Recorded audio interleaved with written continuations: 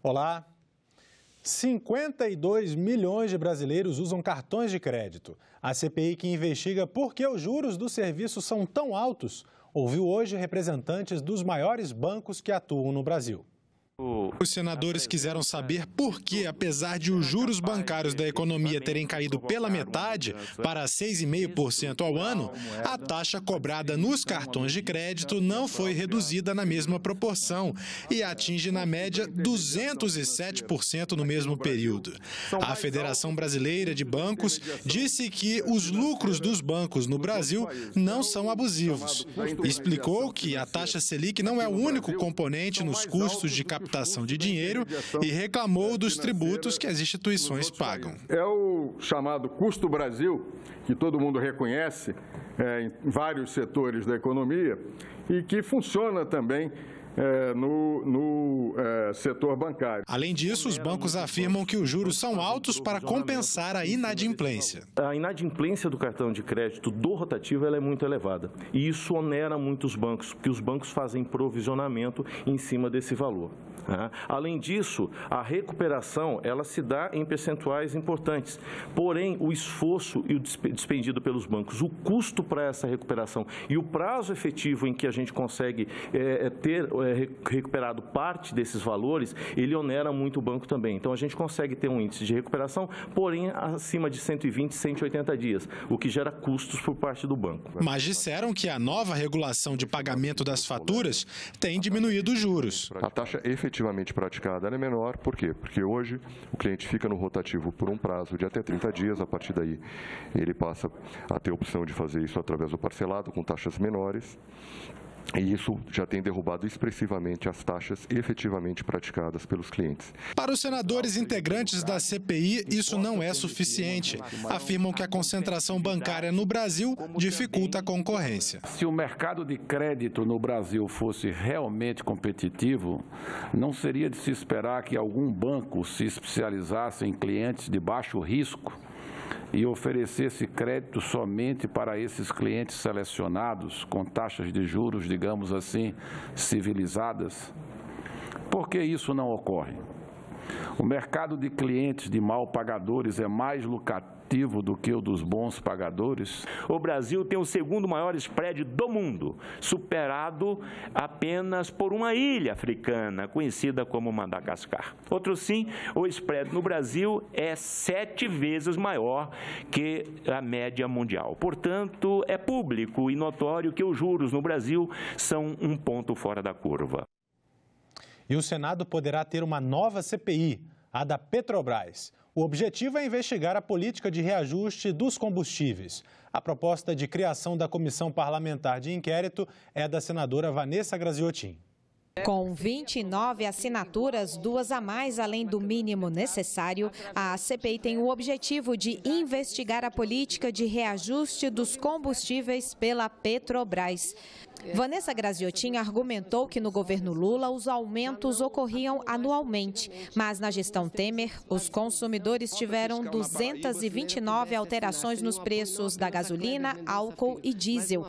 A senadora negou que a CPI possa se transformar num palanque político. Ela quer que a comissão analise dados sigilosos da Petrobras para entender a política de reajustes em 30 dias. Segundo ela, uma eventual convocação do presidente da estatal, Pedro Parente, não é prioridade. Eu espero, sinceramente, que essa CPI seja instalada, porque eu não quero crer que esse discurso dos senadores de abrir a caixa preta da Petrobras seja apenas um discurso demagogo, não é? Porque se de fato nós temos esse objetivo, não há outro canal, não há outro meio de nós conhecermos isso que não através da CPI. E teremos que ter todo o cuidado, absolutamente todo o cuidado, para não permitir que ela seja transformada numa CPI política. Não é isso que nós queremos. O líder do governo não considera necessária a instalação da CPI da Petrobras. Romero Jucá argumentou que os reajustes no preço dos combustíveis poderão ser debatidos numa comissão do Senado. Claro que tem que ser modulado essa questão do aumento. Não dá para ter aumento no susto. As pessoas, de repente, tem um aumento de combustível, tem um aumento de gás de cozinha, a sociedade não aguenta isso. Então, o presidente Michel determinou que haja essa discussão com a Petrobras e se crie uma nova política de preço. Não é necessário CPI para isso. Em meio à greve dos caminhoneiros, o próprio presidente Michel Temer já admite discutir mudanças na política de reajuste da Petrobras.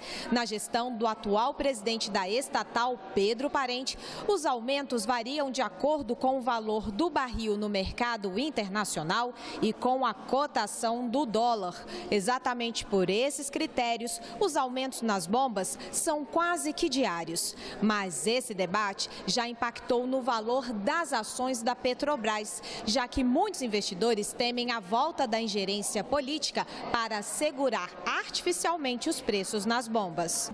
Embora defenda uma discussão sobre a política de reajuste da Petrobras, o presidente do Senado avalia que uma CPI seria lenta para uma resposta mais rápida que exige o momento. É preciso que tenha um prazo regimental para que esses senadores ou senadoras que assinaram mantenham ou não as suas assinaturas. A matéria tem que ser lida em plenário e depois os líderes têm que encaminhar os nomes para a composição dessa CPI. O resto é um pouco de protagonismo desnecessário. O Brasil tem uma lei que garante que recursos de bens apreendidos do tráfico de drogas sejam destinados à União, estados e municípios. Mas os dados mostram que os reais que entram no caixa do governo não chegam ao seu destino. E por isso, os senadores resolveram alterar a legislação. Os bens apreendidos no combate ao tráfico fazem parte dos recursos do Fundo Nacional Antidrogas, criado há 30 anos. Armas, entorpecentes e o patrimônio de traficantes deveriam ser aplicados em ações de educação, prevenção, tratamento e recuperação de usuários. Mas os números mostram que a lei não vem sendo integralmente aplicada. Para alterar a lei, os senadores da Comissão de Assuntos Sociais se renderam a um dado surpreendente dos cerca de 1 bilhão e 500 milhões de reais arrecadados entre 2011 e 2016, apenas 430 milhões foram utilizados, ou seja, recursos do orçamento que ficaram com o governo federal. E por decisão simbólica, os senadores decidiram que 70% no mínimo dos recursos do Fundo Nacional Antidrogas serão obrigatoriamente destinados aos municípios para ações socioeducativas com jovens infratores. Esse projeto, ele destina esses recursos, do Fundo Nacional para que os municípios possam, através do SINASE, que é o Sistema Nacional, atender, fazer investimentos no sistema de proteção aos adolescentes infratores, as medidas que cabem aos municípios atenderem no combate ao uso de drogas entre os adolescentes. No município que acontece tudo, principalmente a questão do uso de droga, e acho que os municípios precisam começar a assumir essa prevenção, porque quando chega para o Estado, já vem dependente para aquele tratamento mais especializado, e eu acho que o dinheiro indo para o município para trabalhar a prevenção, porque é a melhor coisa que tem é a prevenção. Quanto mais descentralizarmos e questões como essa, que atinge diretamente a população, é muito, muito positivo que esses recursos fiquem efetivamente nesse percentual para os municípios. O projeto de lei do senador Agripino Maia segue agora para a análise da Comissão de Assuntos Econômicos. Os senadores da comissão também aprovaram o projeto que estabelece o Julho Amarelo, ou seja, um mês dedicado à luta contra as hepatites virais. O projeto da Câmara segue para o plenário do Senado. A Comissão de Constituição e Justiça aprovou o projeto que moderniza o marco legal das franquias e também uma proposta que dá prazo ao SUS para marcar exames e consultas. De acordo com o texto, as unidades do Sistema Único de Saúde terão 5 dias de prazo para informar o paciente sobre a marcação de exames e consultas. O SUS também deverá divulgar pela internet, atendimento telefônico ou presencial, a fila de espera para a realização dos procedimentos. Os profissionais que não seguirem as determinações estarão sujeitos à ação de improbidade administrativa se agirem intencionalmente. O objetivo da proposta, além de tornar mais rápido o atendimento nos hospitais e centros de saúde, é dar mais transparência às listas de espera.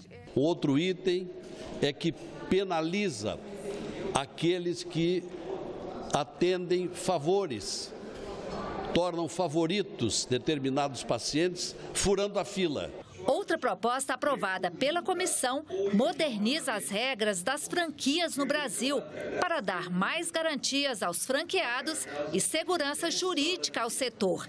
Entre outros pontos, o texto trata das condições de sublocação do ponto comercial ao franqueado, possibilidade de anulação do contrato e ainda autoriza as empresas públicas e sociedades de economia mista a adotar o sistema de franquia. Vejam, senhor presidente, que marca expressiva.